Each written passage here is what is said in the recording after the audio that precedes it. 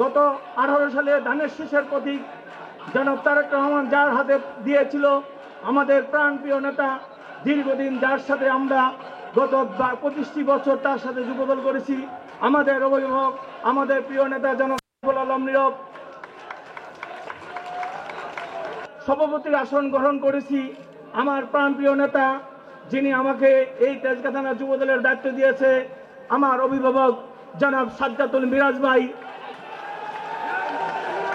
উপস্থিত আছে আরেকজন আমাদের তেজগাঁয়ের কৃতি সন্তান, আমাদের প্রাণপ্রিয় বড় ভাই, সাবেক কমিশনার, সাবেক বিএনপি তেজগাঁ থানা বিএনপির সাধারণ সম্পাদক কমিশনার আনোয়ার ভাই।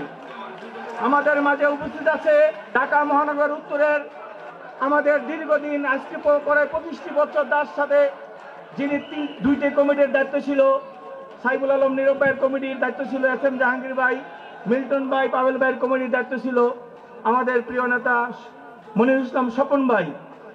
আমাদের মাঝে উপস্থিত আছে আরেকজন তেজগাঁ থানা বিএনপির সাবেক সভাপতি, ঢাকা মহানগর উত্তরের মেম্বার আল রহমান ভাই। আমাদের মাঝে উপস্থিত আছে তেজগাঁ থানা বিএনপির ভারপ্রাপ্ত সভাপতি মিরাজ হায়দার আরজু ভাই। আমাদের মাঝে উপস্থিত আছে তেজগাঁ থানা ঢাকা মহানগর উত্তরের যুগ্ম আহ্বায়ক ইকরাম, যুগ্ম আহ্বায়ক জসিমউদ্দিন, আহমেদ মানিক, ঢাকা মহানগর উত্তরের বিভিন্ন পর্যায়ে। আমাদের মাঝে উপস্থিত আছে তেজগাঁ থানা, আমার যার নামটা আমি না বললেই নয়, আমার সহযোদ্ধা বন্ধু, আমি যখন কনভেনার হয়েছি আমার সাথে মেম্বার সেক্রেটারি ছিল আব্দুর রহমান। তাকে আপনারা সবাই জানেন, ষড়যন্ত্রের কারণে তাকে সাময়িকভাবে বহিষ্কার করছে। আমি আমার প্রিয় নেতার কাছে উদ্দেশ্যে বলতে চাই, আমার প্রিয় বন্ধু, আমার সহযোদ্ধাকে আপনি দ্রুত তার বহিষ্কার প্রত্যাহার করবেন, আর এই ষড়যন্ত্র আপনারা খতিয়ে দেখবেন। সঞ্চালনায় আছে শাকিল হোসেন মিন্টু, ইসমাইল হোসেন বাবু। অক্লান্ত পরিশ্রমের মাধ্যমে যারা এই সম্মেলনটা সফল করার জন্য, শাহিন শিকদার, মনিরুল ইসলাম সুমন, ইসব হোসেন মিন্টু। 71 দেখি নাই, 24 দেখেছি। ঘরে থাকতে পারি নাই, ব্যবসা বাণিজ্য করতে পারি নাই। আমার বিরুদ্ধে 18টি মামলা হয়েছিল, বহুবার কারাবরণ করেছি, কিন্তু দমে রাখতে পারা নাই। আমাদের প্রিয় নেতা জনাব সাইফুল আলম নীরব 400 অধিক মামলা হয়েছিল, দীর্ঘদিন তারা কারাবরণ করছে। আমাদের এখানে আনোয়ার ভাই ছিল, আনোয়ার ভাইয়ের নামে অনেক মামলা, প্রায় 300 রুপে মামলা।